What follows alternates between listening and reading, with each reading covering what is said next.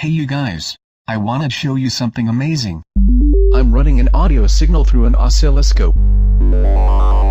We can see exactly the same wave that we're hearing at the same time on both audio channels,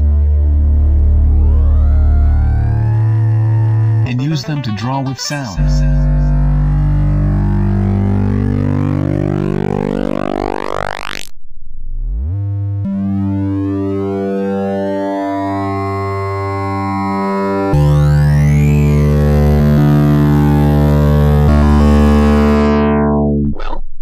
You're going to say, nowadays anyone with a bunch of spare waves can actually draw mushrooms on an oscilloscope.